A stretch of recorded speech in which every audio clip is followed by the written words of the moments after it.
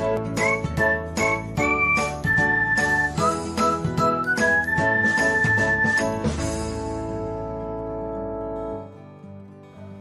everyone, welcome back to another episode of Technologyglance.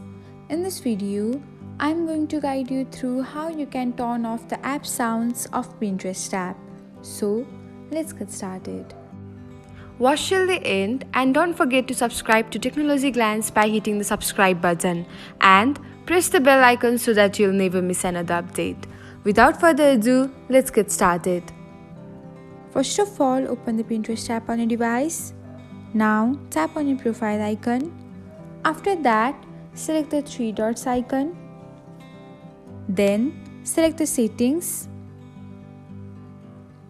Next, tap on the account management.